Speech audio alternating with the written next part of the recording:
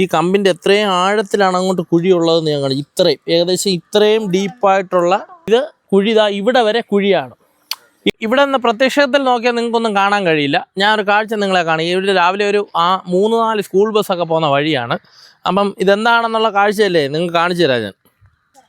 ഇതിലെ ഞാനൊന്ന് താഴെ ഇറങ്ങിയാലേ എനിക്കിത് കാണിച്ചു തരാൻ പറ്റുള്ളൂ. എന്നെ ആരെങ്കിലും ഹെൽപ്പ് ചെയ്തെങ്കിൽ മാത്രമേ പിടിച്ചേ നമുക്ക് ഇറങ്ങി നിന്നെങ്കിലേ നമുക്കിത് എടുക്കാൻ പറ്റുള്ളൂ.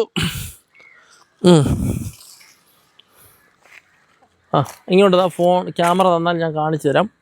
റോഡിൻ്റെ ഇത് മേളിൽ കൂടെയാണ് വണ്ടി പോകുന്നത്.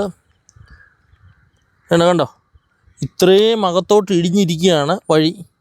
റോഡ് കണ്ടോ, ഇതിൻ്റെ ഇവിടെ കൂടെയാണ് വണ്ടി പോകുന്നത്, വാഹനം പോകുന്ന വഴിയാണ്. അതിൻ്റെ അടിവശമാണ് ഈ കാണുന്നത്. ഇത്രയും നല്ല രീതിക്കാണ് കേട്ടോ. നല്ല രീതിക്കെന്ന് പറയുന്നത് ഞാൻ കാണിച്ചു തരാം. ഈ കമ്പിൻ്റെ എത്രയും ആഴത്തിലാണ് അങ്ങോട്ട് കുഴിയുള്ളതെന്ന് ഞാൻ കാണിച്ചു. ഏകദേശം ഇത്രയും ഡീപ്പായിട്ടുള്ള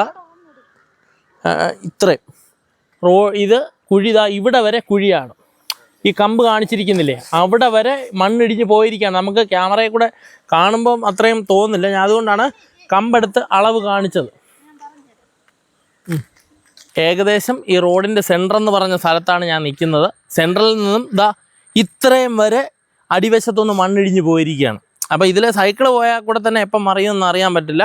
അതുകൊണ്ട് കഴിവതും ഇതിലെ പോകുന്നവർ ആർക്കും അറിയാൻ പറ്റില്ല കേട്ടോ. നമ്മൾ അറിയാവുന്നവരെന്നൊക്കെ പറഞ്ഞാൽ ഞാനിപ്പോൾ ഇത്രയും ദിവസം എപ്പോഴും ഒരു 3-4 പ്രാവശ്യം ഇതിലേ പോകുന്ന ഇത് ഞാൻ അറിഞ്ഞില്ല.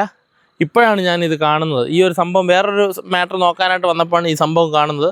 ഭയങ്കര ഡേഞ്ചറാണ്. എത്രയും പെട്ടെന്ന് എന്തെങ്കിലും ചെയ്തില്ല എങ്കിൽ ഇത് വളരെ പ്രശ്നത്തിലോട്ട് പോകും. എന്തെങ്കിലും ഒരു പ്രശ്നം വരുമ്പോഴേ ആരെങ്കിലും എന്തെങ്കിലും ചെയ്യുള്ളൂ. അങ്ങനെ പ്രശ്നം വരാതെ നോക്കണം. കുട്ടികളൊക്കെയാണ് ഇതിൽ സ്കൂൾ ബസ്സിലേക്ക് യാത്ര ചെയ്യുന്നത്. ഇതുവഴി ഒരുപാട് സ്കൂൾ ബസ് 10-40 കുട്ടികളുള്ള വണ്ടിയും കൊണ്ടാണ് ഇതുവഴി പോണത്. ഇത് നമ്മൾ അറിഞ്ഞിട്ട് കുറച്ച് ദിവസമായി മെമ്പറിനെയൊക്കെ അറിയിച്ച് അവനെ വിളിച്ചപ്പോഴും അവ ഇടപെട്ടില്ല. അതുകൊണ്ട് അറിയിച്ച് നമ്മളൊരു കൊടിയെടുത്ത് ഇവിടെ വെച്ച് പക്ഷേ ഈ കൊടിയിലൊന്നും നിൽക്കില്ല. ഇത് ഇത്രയും ദൂരം കുഴിയാണ്. അതെ, ഏകദേശം 1.5 മീറ്ററോളം അകത്തോട്ട് ഇടിഞ്ഞു പോയിരിക്കുകയാണ്. 1.5 മീറ്ററോളം. അതായത് റോഡിന്റെ വീതി മനസ്സിലാക്കണം. ഒരു 3 മീറ്ററൊക്കെ ഉള്ളൂ. ഏകദേശം പകുതിയോളം ഇത് ഇടിഞ്ഞു പോയിരിക്കുകയാണ്. ഇത് നമ്മള് അന്ന് ഒരു ചെറിയ കണ്ടപ്പോഴാണ് ഇത്. ഇതിനു മുമ്പ് ഞാൻ കണ്ടായിരുന്നു, പക്ഷെ എനിക്ക് എന്താണെന്ന് മനസ്സിലായില്ല. ഇപ്പോഴാണ് കാര്യം പിടികിട്ടിയത്. ഞാൻ വിചാരിച്ചു അവിടെ വാഴത്തോട്ടം ഒക്കെ ഇല്ലേ, അവിടെ നിന്ന് വാഴക്കൊല വെട്ടാനോ കൂമ്പൊടിക്കാനോ വല്ലോ ഇതെടുത്ത് വെച്ചിരിക്കുകയാണെന്ന് വിചാരിച്ചത്. പക്ഷെ അതൊന്നുമല്ല, ഈ റോഡ് ഇടിഞ്ഞു പോയതാണ് സംഭവം. പ്രത്യേകിച്ച് ഒന്നുകൂടെ എടുത്ത് പറയാനുള്ള ഒരു 15ഓളം സ്കൂൾ ബസ്സുകൾ ചെറുതും വലുതുമായിട്ട് ഇതിലേ പോകുന്നതാണ്. അപ്പോൾ എത്രമാത്രം സ്കൂളിലെ കുട്ടികളാണ് പോകുന്നതെന്ന് ഓർത്തോണം. അപ്പം നമ്മൾ ഈ പറയുന്ന എൻ്റെ മോനും ഇതിലെയാണ് പോകുന്നത്. സെൻറ്റ് മൈക്കിൾസ് എന്ന് പറയുന്ന സ്കൂളിലാണ്. ഇതിലെയാണ് കുട്ടിയെ കൊണ്ട് പോകുന്നത്. ഇപ്പോൾ ഈ പറയുന്ന 2 ടൈമിലൊക്കെ ഒരുപാട് വണ്ടികൾ അങ്ങോട്ടും ഇങ്ങോട്ടും സൈഡ് കൊടുക്കുകയൊക്കെ ചെയ്യുന്നതാണ്. അവരറിയില്ല അങ്ങനെ ഇങ്ങനൊരു പ്രശ്നമായി ഇവിടെ ഇങ്ങനൊരു അപകടം ഇരിക്കുന്ന അവർക്ക് അറിയാൻ പറ്റില്ല. പ്രത്യക്ഷത്തിൽ എനിക്കും അത് മനസ്സിലാക്കാൻ പറ്റിയില്ല കേട്ടോ. ഇങ്ങനെ വളരെ ക്ലിയർ ആയിട്ട് കിടക്കുന്നു.